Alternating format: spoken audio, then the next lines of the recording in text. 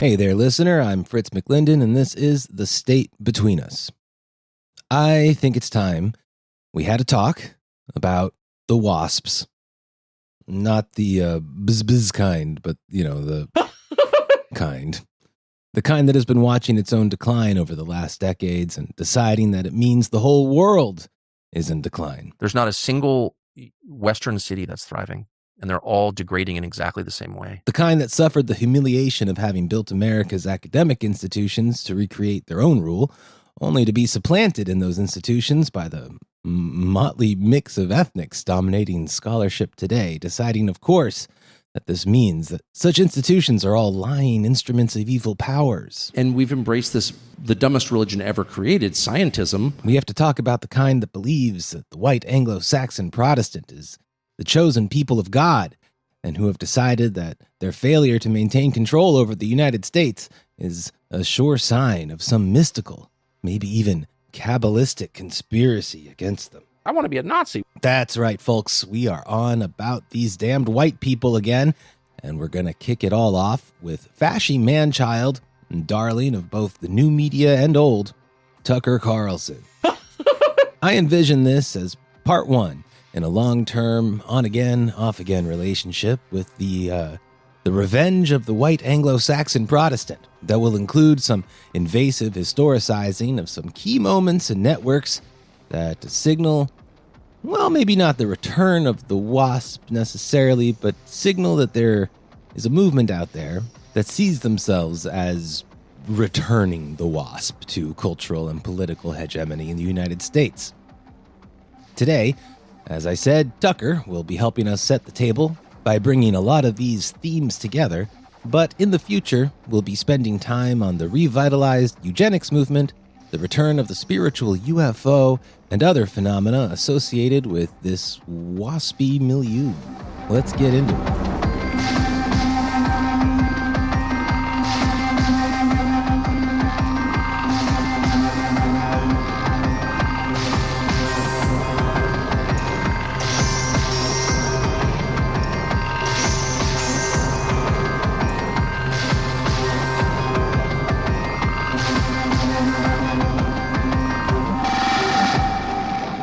I'm doing this episode now because I believe there is some palace intrigue brewing in the Republican Party that might signal the death knell for the state between us favorites, the Council for National Policy, at least for a while. If you pay attention to the right-wing media sphere, you will have undoubtedly noticed a sharp turn against Israel recently on the part of the old stalwarts of the space, people like Candace Owens, well, of course, our Tucker Carlson, being very visible examples of that. While at the same time, CNP-affiliated networks like CPAC, Turning Point, etc. have instead doubled down on their support of Israel. The electorate, in general, has turned quite hard against the ethno-state, and neither Democrat nor Republican leadership have welcomed the shift. Both have engaged in blatantly racist Islamophobic attacks against their own anti-Zionists, and both are finding themselves losing space to them bit by bit. As the Republican voter base backslides from Buckley into John Birch again, anti-Zionism has translated very smoothly into anti-Semitism, and like so many in the 1970s, these new Bircherites they've created are hellbound for whomever sets up the next Liberty Lobby.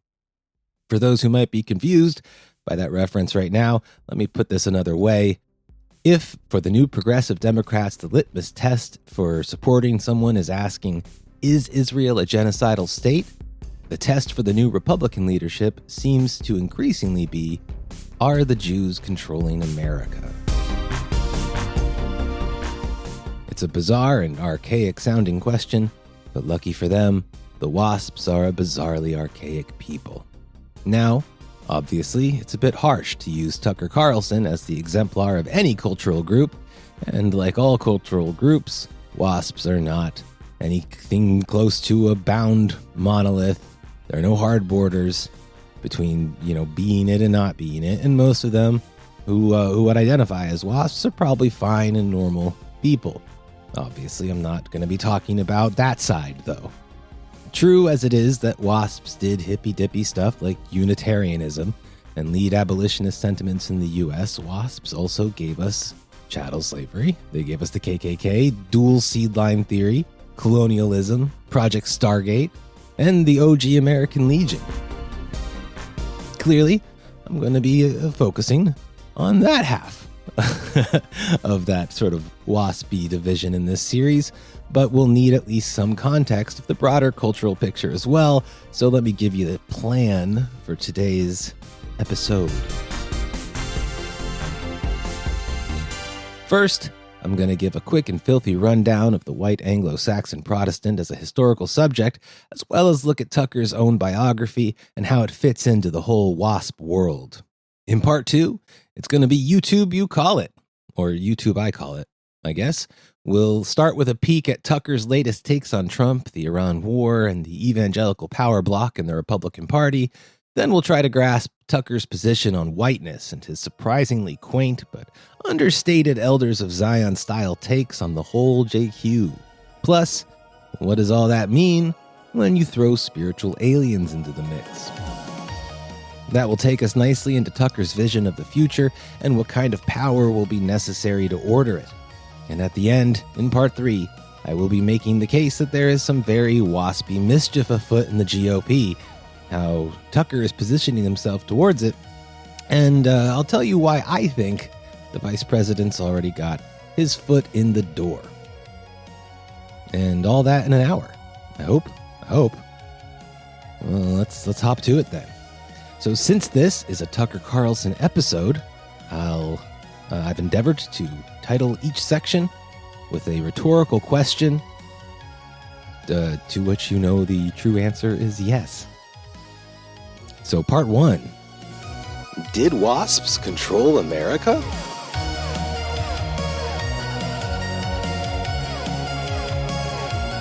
White Anglo-Saxon Protestant means a lot of things to a lot of different people, often at the exclusion of each other. But in general, WASP refers to a usually self-identifying lineage of North Americans that trace their ancestry, often with great detail, back to the ancient Germanic inhabitants of the British Isles.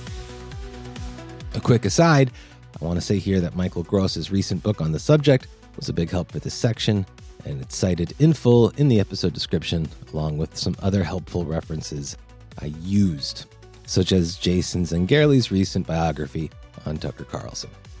Waspness in America is exemplified by, but not limited to, the Episcopalian Church, which, for those who don't know, is basically the Church of England in the United States.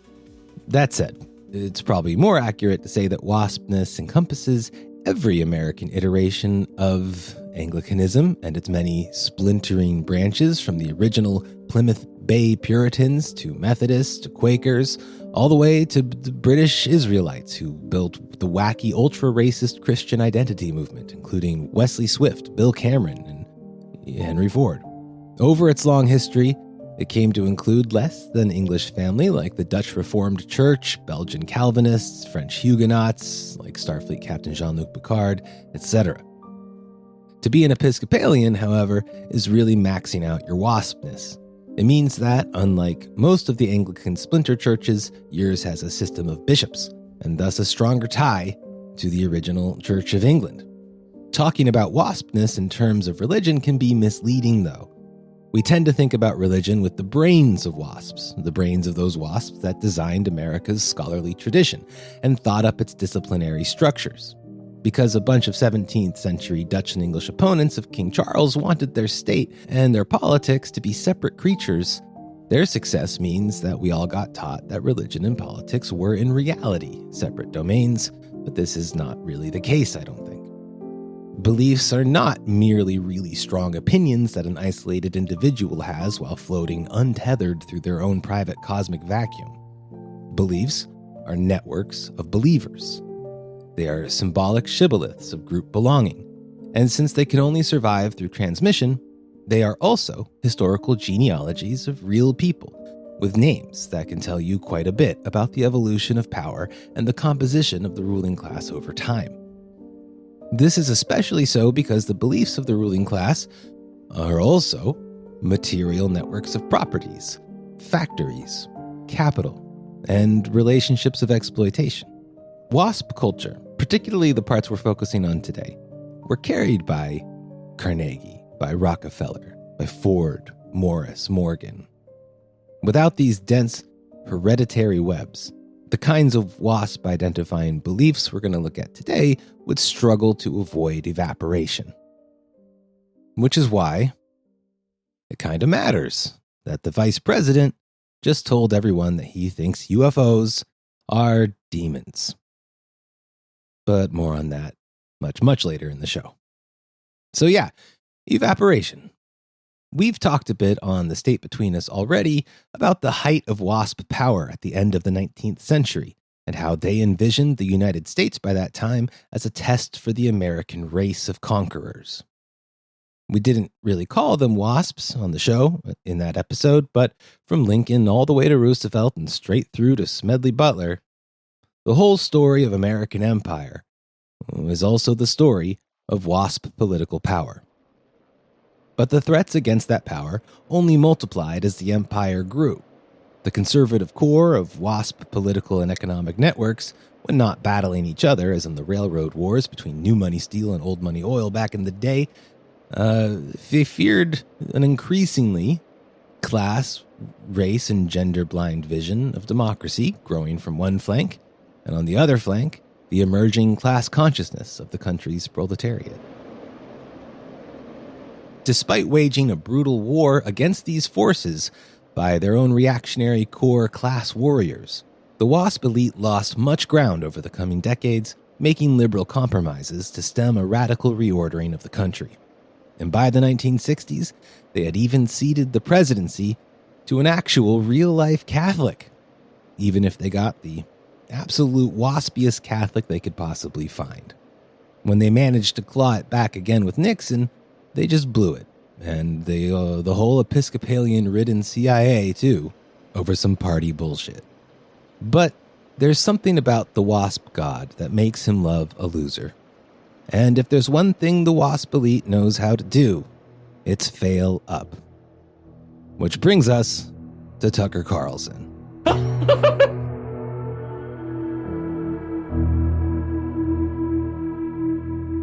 Tucker is not the most obvious candidate to lead the revenge of the ancestry-obsessed WASP elite. His father was an orphan, born in 1941 in the Boston area, and adopted by the upper-middle-class Carlson family as a young child. Richard Carlson was a troublemaker and didn't do great at school, but scored himself an ROTC scholarship to UMiss. He went through a string of interesting jobs before becoming a muckraking journalist in San Francisco in the 1970s.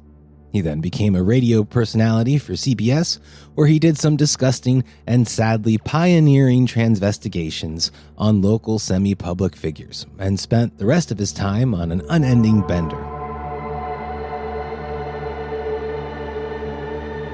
When Will Ferrell's Anchorman film came out decades later, Dick Carlson's friends thought that Ron Burgundy had been based on Dick. It's quite pungent.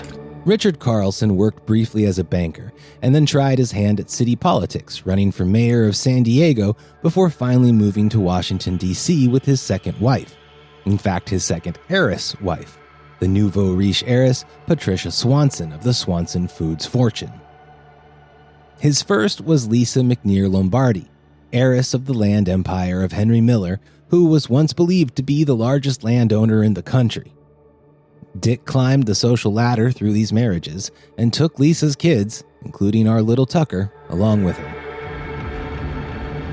While Dick was plying his charm in D.C., eventually rising to some minor stardom as the longest-serving director of Voice of America and Reagan's ambassador to the Seychelles, as well as other very obviously, let's say, CIA-adjacent activities, young Tucker and his brother, Buckley, named after you-know-who, were surrounded by male nannies.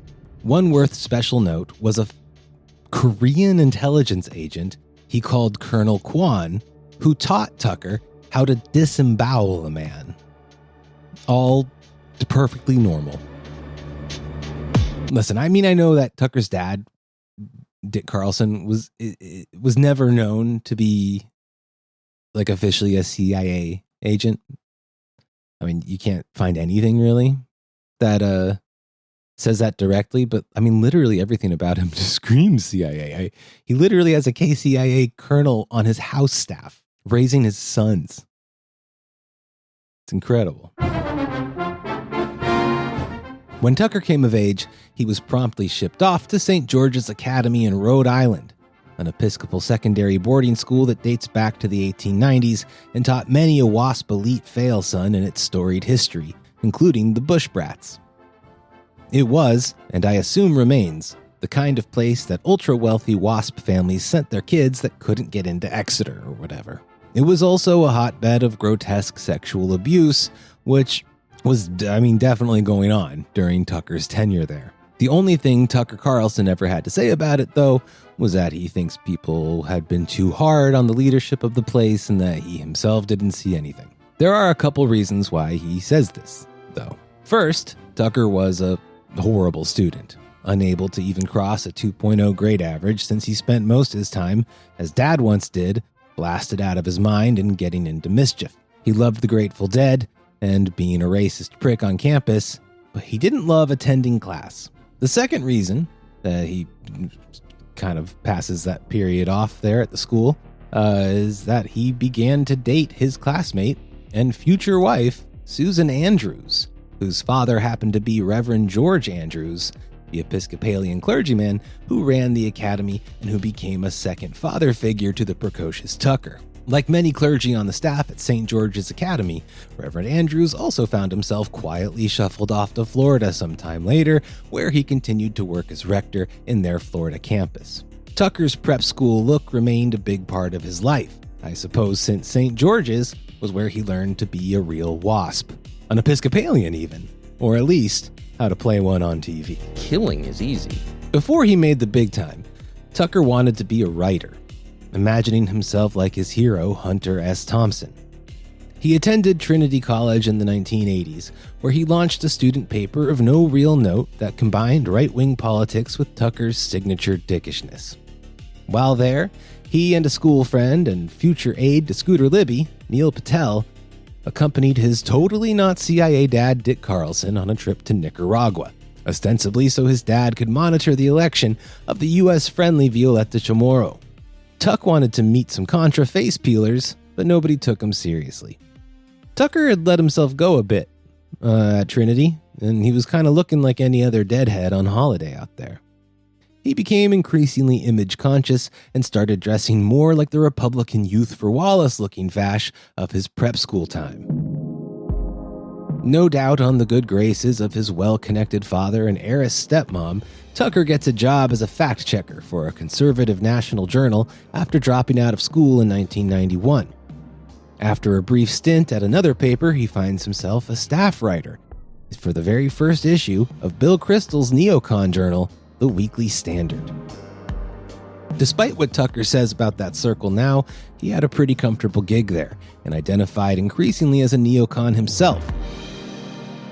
The Standard helped him get his shot at TV, and Tucker soon became a sought-after guest for political panel shows until scoring his first full-time television gig as the co-host of The Spin Room on CNN. After which, he took over William F. Buckley's old seat on Crossfire, which by that time had suffered the weight of a few right-wing asses, including Pat Buchanan. Tucker, under his neocon and conservative revolutionary tutelage, looked down on Pat Buchanan, actually. Looked down on his paleo-conservative whistlin' Dixie ass, but as the Iraq and Afghan wars pushed on through the early aughts, he turned against his neocon family and began re-examining Buchanan's style of basically Nazi conservatism in a more positive light. At least this is the narrative one tends to hear when Tucker explains his break with, and not to mention his undying hatred of, Bill Kristol. In fact, according to Tucker's recent biographer, Jason Zengerle, whose book is linked in the show description, Tuck was probably mostly angry about being ignored by the hoitiest of the political panel shows of the time, the feeling that Kristol owed him a seat while he continued to fill his panel with old guard conservatives instead, and increasingly distrusted neocons. Tucker had been spurned, you see, by Kristol. But his daddy having run the public broadcasting system of the country at one time, Tucker magically found himself a short-lived place at PBS after losing his Crossfire gig on CNN to Jon Stewart's famous evisceration of it on air. CNN literally felt that Stewart had executed the show on live, and they decided to bury it forever. From PBS, Tucker moved on to MSNBC, and there he essentially made Rachel Maddow's career, whose own show dominated Tucker's until he was out on his ass again. Tucker had made many enemies already in his career as a news and opinion talking head. One of those guys was Roger Ailes, who saw in Tucker the same prep school WASP elite kids that once made his life so difficult as Roger battled his own way into power. He brought Tucker onto Fox to abuse him, and Tucker took it all to keep his spotlight, however dim it was.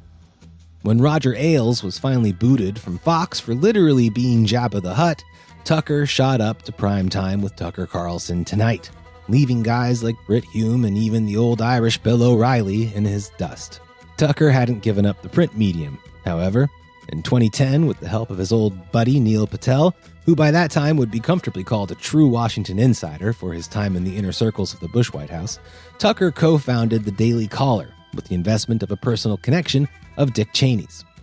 The Caller was named for a local Texas paper that had been the target of one of Patel's failed ops while working for the Bush administration under Scooter Libby. Neil had sent the Corpus Christi Caller, the story of Cheney shooting his buddy in the face with a shotgun, hoping that by doing so, he could control the narrative before it blew up. So they liked that name, Corpus Christi Caller, so they took it, they used it for the Daily Caller. The Daily Caller found itself quickly in competition with Steve Bannon's Breitbart, and Bannon's strategy of flooding the zone with hundreds of on-message stories and littering his front page with variations of the same salacious headlines was crushing Tucker's comparatively more thoughtful Daily Caller. Comparatively. Tucker met this challenge by staffing the Caller with actual neo-Nazis, writers who moonlighted as contributors to Richard Spencer's Radix Journal. While Tucker, in true Episcopalian fashion, denies knowledge of such things as being so far beneath him as to have been invisible, it's quite evident that Tucker himself was getting closer to these wider networks of post-pioneer fund crypto-eugenicists like Tacky's Mag, Steve Saylor, Vdare, etc.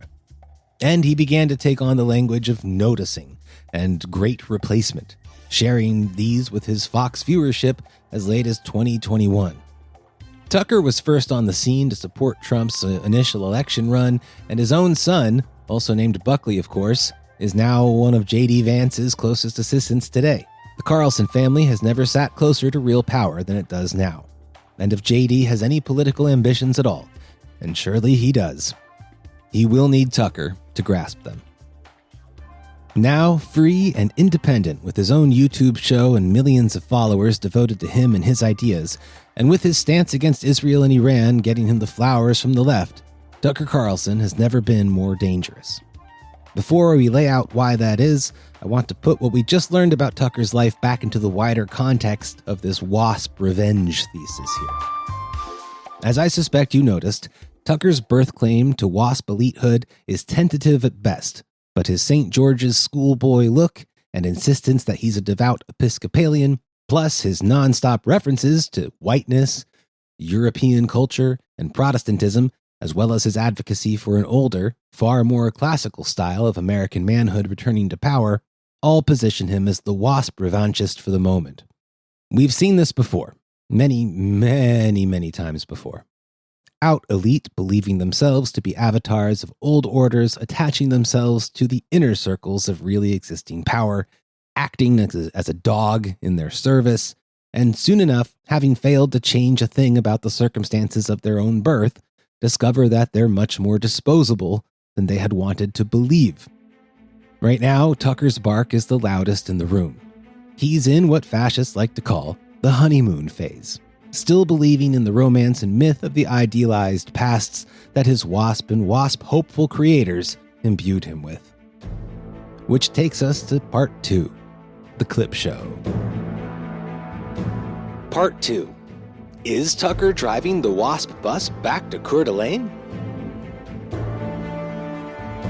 So, this is why I'm not titling the series The Return of the WASP. Because Tucker He's no Rockefeller, and neither is his little buddy J.D. Vance. These are fetishists of an old guard that cast themselves historically as the guardians of whiteness. Their strategy has always been to keep one hand on the tap of whiteness in America and parcel it out to people who are willing to play ball. Tucker wants something different than that. He wants to believe in the old WASP myths of eugenics, of nations, destinies, and of a truly ancient pedigree. Tucker wants the old WASP elite to return, but not even he can raise the dead. Instead, what we would get from a hypothetical Tucker Vance America is the same shit we got from every other fail son who ever saw themselves as avatars of the ancient regime. Cartelization, carceral states, and genocide. And why do I think that? Well, let's start with what romanticized historical fetishes lie underneath his very recent split with this whole CNP-connected dispensationalist evangelical Iran-Contra crowd. If you don't know what I'm talking about, please check out patreon.com/thestatebetweenus for episodes 23, 20, 19, 17. Yeah, quite a few more, actually, come to think of it. Whew, okay. Well, I can't say I'm happy about Tucker's coup against these freaks, but I'll be glad to see them gone if he does pull it off. It'll be nice to talk about something else for a while. Switch gears, maybe. Paleos. Online eugenicists. That kind of thing. Yeah, I did hear myself say that just now, and no, I don't like it. Anyway, here's Tucker from just a few days before this recording. And please recall as you listen that the big change that Tucker is referring to in this clip occurring after World War II in the Protestant power centers is exactly the change in attitude towards Israel from overt anti-Semitic opposition to covert anti-Semitic support. We'll see exactly who is to blame for this soon, but spoiler alert, the answer will not surprise you in any way. And you're watching the end of whatever American Protestant Christianity, one of the greatest and most positive forces in the history of this world, whatever it became after the Second World War, which is something unrecognizable. The people who built National Cathedral on the highest point in Washington, D.C., one of the most beautiful buildings in the United States, were Episcopalians. They built that cathedral. And it was the nation's cathedral. It was also, above all, a tribute to God. And you can tell by its beauty that it was. And now it's populated by people who share almost nothing in common with the people who built it. And so all of that dies at some point. And we just happen to have the misfortune or the great luck to be living in the middle of the moment where these great institutions and the expectations that come along with them are dying right in front of us right now. And so the death of the unipolar moment and of the institutions within the evangelical movement, American Protestant Christianity, are going away, but they will be replaced by something better and purer, more true to itself, constructive, unifying, healing, institutions that build and don't just destroy. That's going to happen. And God willing, we will live to see it. So rejoice in that, as sad as this is. And happy Easter. Hey, happy Easter to you too, buddy. Better, purer, more true to itself, you say, huh? That's what's coming.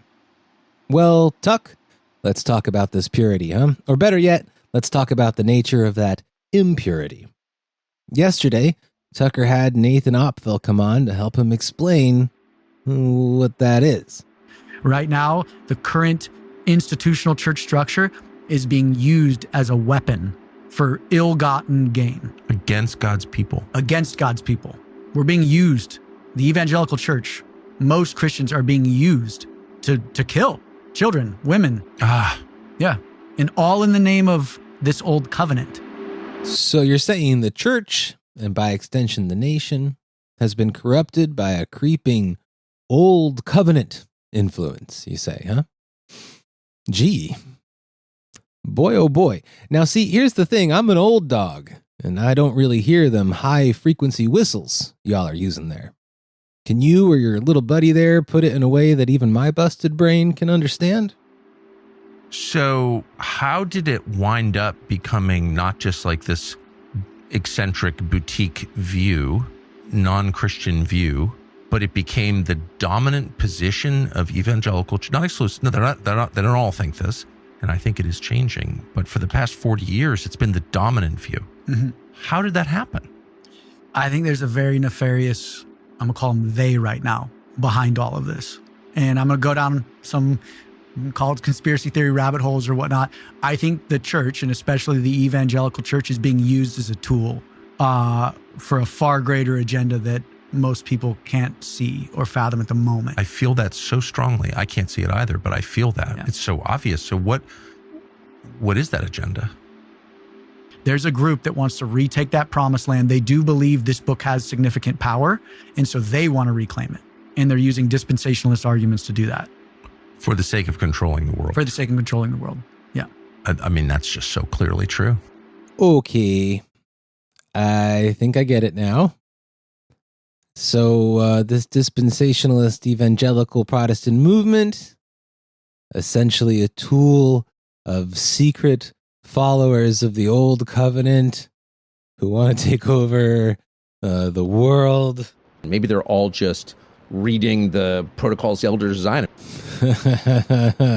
Yeah, I'm sure they're the ones reading the protocols. Okay, Tucker. Well, why don't we let old Tuckaluck here tell us what he does mean in his recent hang with the libertarian and famous fellow traveler, quote unquote, of Nick Fuentes, the self-identifying Jewish comedian Dave Smith. I say comedian, but to be honest, I've never seen him do anything funny. He mostly just seems to do shit like this. And a lot of this has to do with the Second World War. Yeah, oh yeah.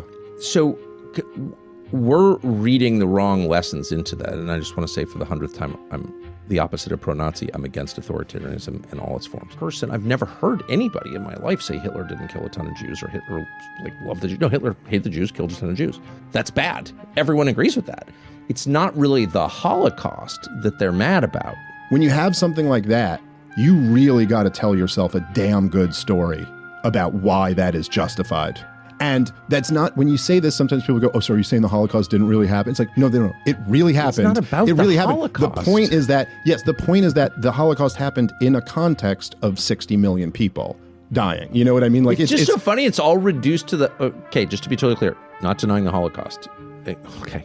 It's not about that. Yeah. The immediate post-war changes that you just listed, the deindustrialization of the West, the partition of India, the creation of the national security state, if I could say, an authoritarian national security state in the West, delivering half of Europe to the Soviets, the partition of Germany. Like, these are all the genocide of German civilians after the war. Mass ethnic cleansing, mass rapes and murders, and all types of horrible stuff. So it's not a defense of Hitler, whom I oppose, to say all of those are bad. Yeah. It's just kind of interesting that this war, which was supposedly so great, gave birth to things that are just objectively the worst things. Yeah, and what is that? Well, why is that?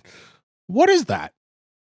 All right. So I think it probably goes without saying for this audience, but literally no one has ever said that the Second World War happened because of the Holocaust. Nor has anyone ever said that the Holocaust constituted the majority casualty count of the war. So what are they saying then when they say we took the wrong lessons from the Second World War? Why repeatedly claim that the Holocaust takes up too much space in our historical memory? Why is that?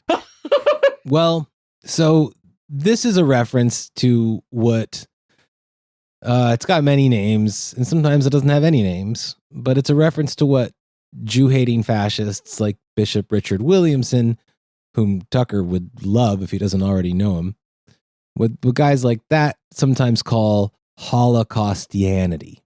The idea that a religion-like narrative covers the entire Western world and serves mostly to undermine the one true religion, white Christianity, as well as undermine the heroic rebirth of European nations. Is it possible that what you're watching is a very stealthy yet incredibly effective attack on what, from a Christian perspective, is the true faith, belief in Jesus? Is that what really is under attack here? Maybe that's what's been under attack for a long time, maybe our whole lifetime? Maybe almost everything we see is an attack on that faith, the one faith that is always attacked, always and everywhere for 2,000 years. It's one. Many faiths have been attacked. Many religious people of different religions have been killed over the past 2,000 years. But there's been only one sustained effort to exterminate a faith, and that's the Christian faith. Could that be part of it? Who could possibly have been around long enough?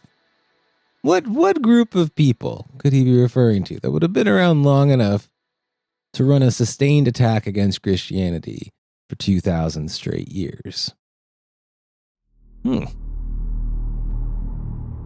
Now, I do think Tucker is a bit outside of the classical European anti-Semitism model, though. Like Henry Ford, he goes well beyond the fear of the itinerant foreigner or the Judeo-Bolshevik conspiracy or even the Elders of Zion fantasy, although as you can see, he can certainly, vibe with those as well. Tucker seems to have tapped a much weirder branch of the Episcopalian family tree here in reference to the so-called Jewish question. Before I give away the ghost, I need you to know that Tucker definitely thinks that the Jewish cabal that is controlling Protestant leadership is not doing so through conventional political means. Jeff Sachs, who's often attacked, Jeff Sachs is really smart, and I think Very Jeff smart. Sachs is a decent guy, and we don't agree on everything, but he's an honest guy. He just says, so I say to him, you've been watching this all these years. What do you think this is about? Why does this tiny country have so much control over our giant continent-sized country? And he said, well, there are a lot of contributions. There are threats or questions about the Kennedy assassination. They're willing to use force in assassinations to get what they want. He goes, but I don't think that explains it. I don't think either one of those, bribery or threats, carrot or stick, I don't think that actually is the whole picture. There's a spell of some kind. There's a supernatural quality to this. Good people, I don't think Mike Huckabee is in favor of genocide. I just don't think that. Pretty nice guy, very nice guy actually. But he believes with this fervor that suggests that he's not thinking clearly. There's another quality here. And do you know what I'm talking about? Yeah, no, 100%. And Okay, so we got magic Jews using good old American Protestants against good old American Protestants to somehow control the world. Anything else they're coming at you with there, fella? a lot of the same people who are upset about the rise in anti-Semitism, which again, I think is real. I mean, I can tell it's real, and I don't like it either, are the ones who abetted all the anti-white hate for so long, which is still not being addressed. The Trump administration sued Harvard over its anti-Jewish discrimination, which is like, it's deranged. What a actually. slap in the face to white people. Well, it's man. unbelievable. Oh my God. And of course, the anti-white hate is still totally embedded at every level of our government and in business, and most famously in schools. So that's like an attempt to hurt people on the basis of their race. Yep. So the same people, so that same magical group of old Covenanters, they're coming after the whites directly. What a slap in the face, people. What a slap in the face. No? Aren't you mad? Isn't that just a slap in the face to fucking white people?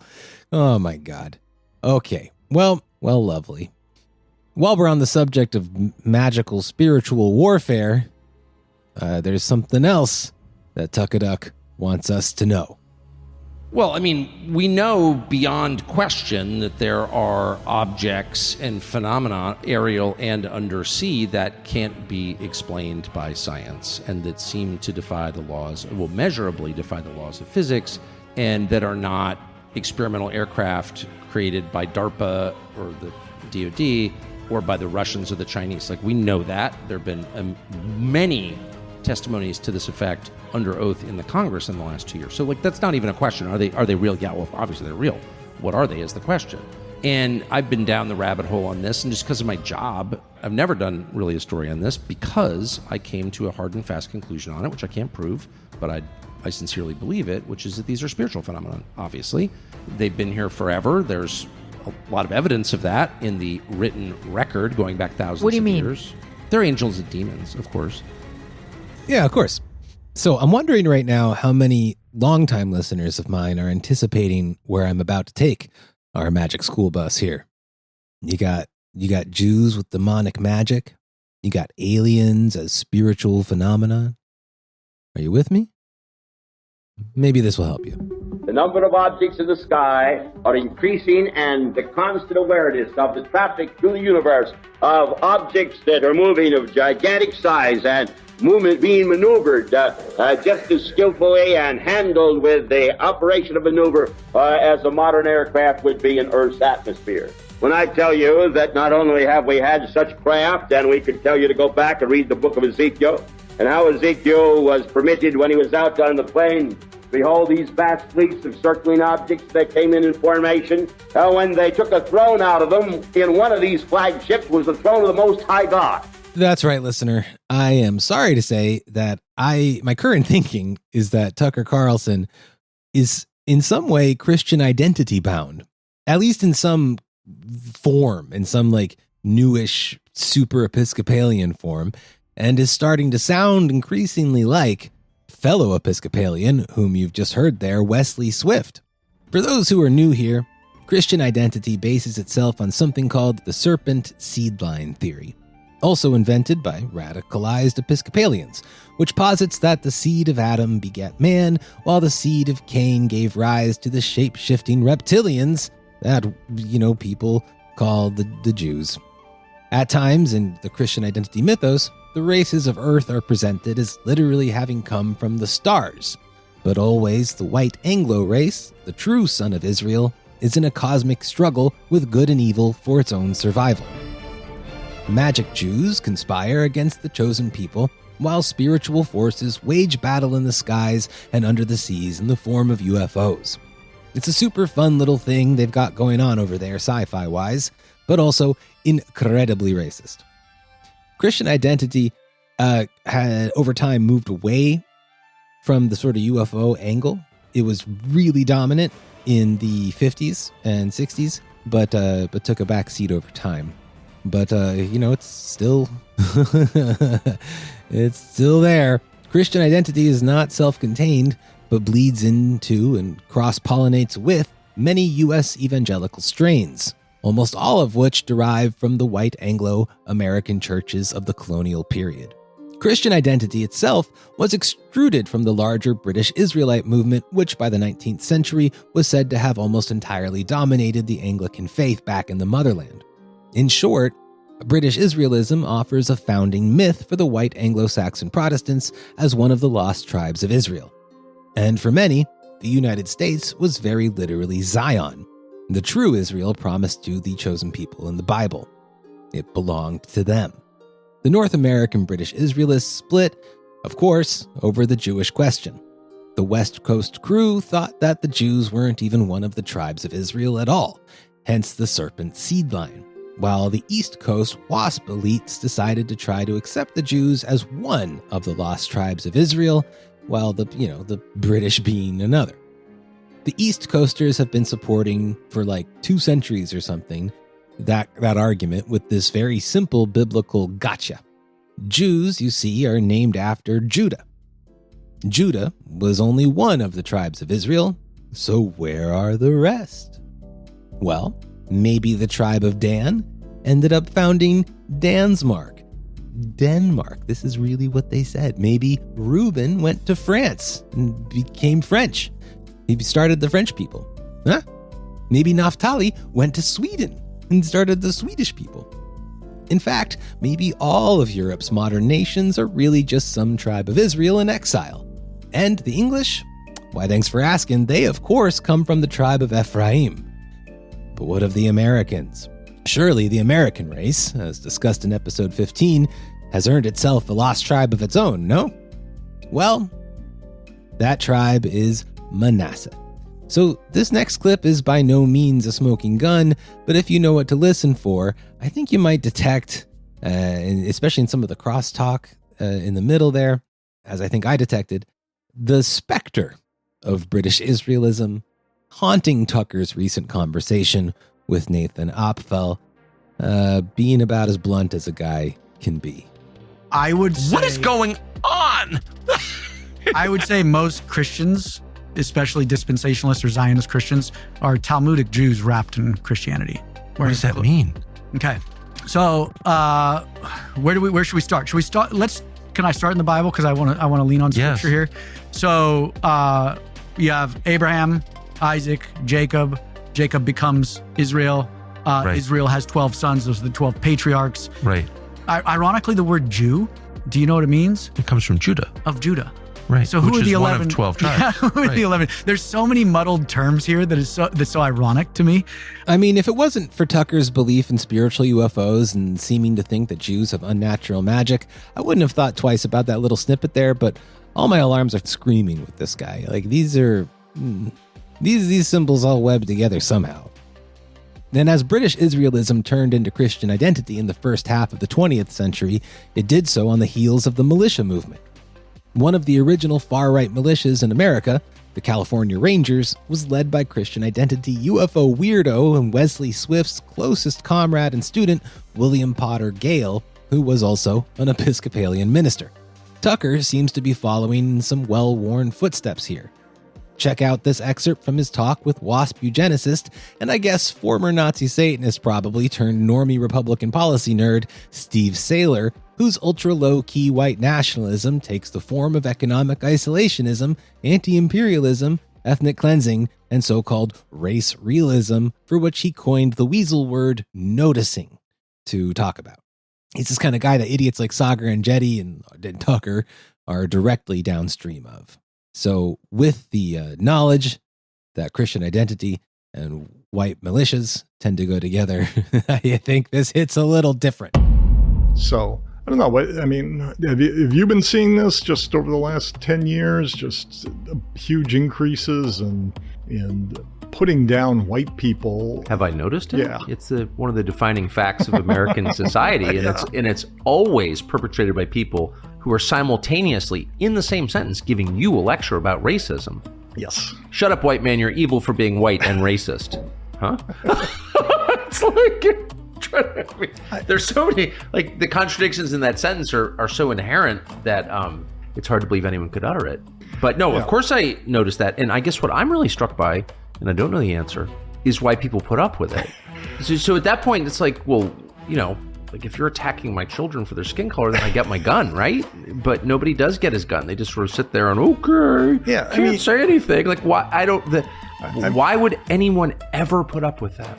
But why is that? I mean, clearly something is broken inside, right? I mean, like, why would you put up with an attack that's inherently unreasonable, right? You don't choose your race, therefore you probably shouldn't attack someone on the basis of his race. It's totally anti-American as defined by consensus over the last 60 years. That's one thing we're not allowed to do, and yet it's done at greater scale now than during the Jim Crow period. So, like, why would you even consider putting up with that? There must be something wrong with you. Like, you hate yourself, obviously. I mean, this is this is Ed Turner shit. This is Tucker. This is the Tucker Diaries here. I mean, he's literally just there calling white people cucks for not shooting at hordes of other races coming to replace them and violate their families or whatever. This is about as close to direct incitement as you're going to get out of this slippery little prep school salamander, but it's fucking there. It's definitely there. Christian identity is one of those your race is your religion kind of, post-war Nazi things. People who follow it believe that their religion that's not a religion is under attack from other religions that aren't religions, like the aforementioned Holocaustianity, for example. Communism, in their mind, is a religion. Secularism is a religion. Scientism is a religion. And then here's another one for you. Anti-racism, being against racism, is our state religion. So, I mean, how paradoxical that in a country where the one thing you can't be is racist, that anti-white racism is enshrined in law, custom, and culture, and no one mentions it. So ask yourself then, what about anti-racism for Tucker could possibly have a religious character, unless you assumed that race itself was a religious subject? It's not looking good. Tucker finally tells us what comes after the American imperial moment. That we're ending here in a recent Easter address. And what that really means is the unipolar moment is over. Now, it's been over for a while, and it's not the end of American power or prosperity. It might, in fact, be the beginning of actual power and more durable prosperity, the kind rooted in resources and production, the kind that's not necessarily dependent on finance. Ah, finance. The bad capitalism, the one that's bad for reasons. For reasons. There's just something so, I don't know, what would you say, rootless about it, I guess? Maybe a little cosmopolitan? I just can't put my finger on it. So with the financiers out of the picture, what are we looking at here, Herr Tucker? Power is the ability not to create chaos or destruction, but to restore order. Power is the ability to restore order. The most powerful person, the most powerful force, is the one that restores conditions to order. You'll know who's in charge by who settles the conflict. The person or nation that restores order is dad. That's who's in charge. That's the head of household. That's the head of the world. Dad. Dad's coming. Oh, God. And when dad gets home, you know what he says? You've been a bad girl. You've been a bad little girl, and you're getting a vigorous spanking right now. And what's dad going to do when he comes out of the chaos of a fallen U.S. empire to create order? Perhaps in some Kaiserian way, maybe. If you're feeling a bit Spanglery. Wait a minute. We got Spangler. We got the apocalypse with the return of a vengeful dad type. Is Tucker Vindex?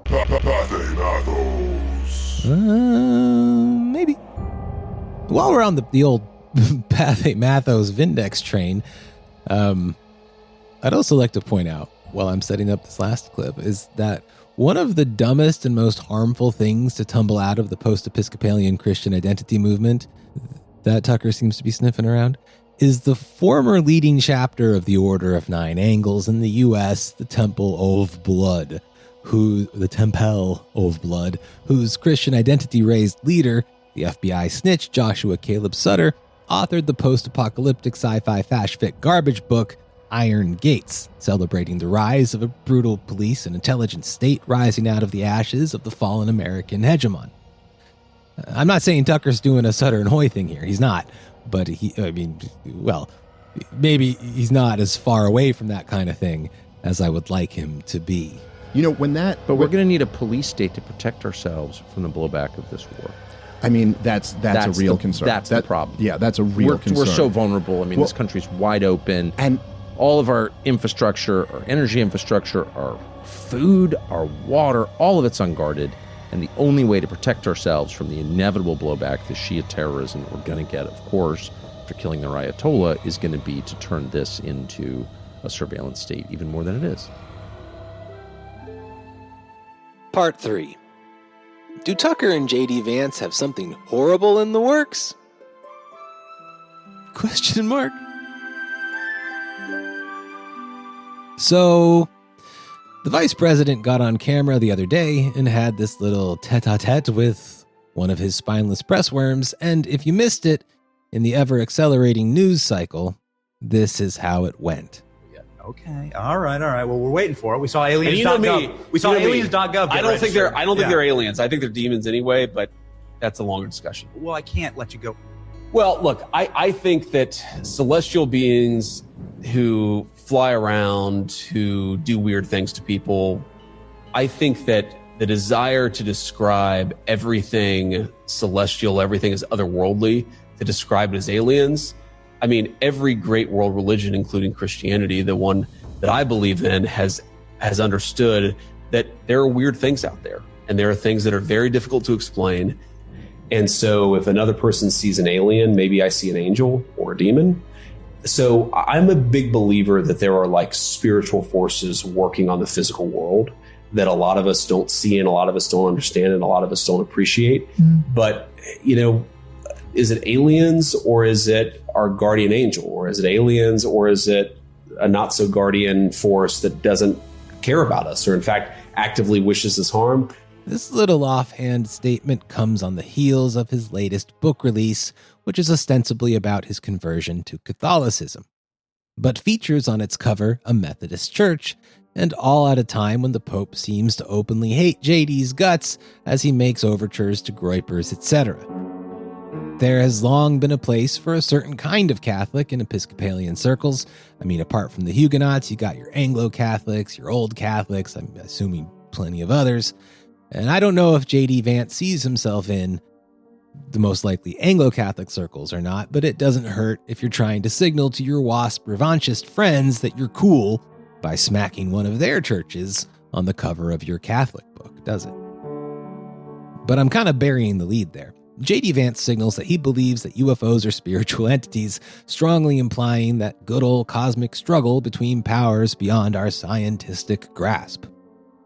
I don't think J.D. Vance actually believes in anything at all, if I'm being honest, but this attaches him to a whole lineage of WASP weirdos and errant Episcopalians with historical connections all up and down the U.S. military, nobility, intelligence services, especially Air Force intelligence, and the CIA. This spiritual UFO topic is one I really like talking about, and we're gonna talk about it probably in the next edition of Revenge of the WASP, but if you're hearing all of this for the first time, just lock it away for now and stay tuned to the show. More importantly, this aligns himself very tightly with Tucker, with whom JD's developed a very close relationship over the years. I mentioned already that Tuck's son, Buckley Carlson, works closely with JD as well. Well, if they're doing the old Mott and Bailey, the old foil and pointy bit routine that Tucker had perfected over the years, I suspect we'll see Tucker take on the work of severing his own massive base of followers from the evangelical CNP web by effectively repeating what the Liberty Lobby did to John Birch Society back in the day, arguing that the latter wasn't nearly anti-Semitic enough. When Willis Carto and William Luther Pierce tried this back in the day, it led to an explosion of neo-Nazi organizations in America and outright terrorist acts for decades, while their more conservative and pro-Israel foil, the John Birch Society, got eaten alive from all sides, left, right, and liberal. And I think this is happening again now, but this time, it's as if Liberty Lobby occurred during the Wallace presidency. What I mean is that JD is in power, and the presumed heir of the MAGA movement. Tucker is out there in the Bailey doing the dirty work, while JD keeps his hands clean up in the Mott. Tucker goes for the king, JD waits in the wing. Tucker slaps your face, JD grabs your french fries. You get the picture. At any rate, should they succeed in shifting the base away from the CNP types and into a new era of oil-backed Liberty Lobby-style fascism, I think things could get pretty bad.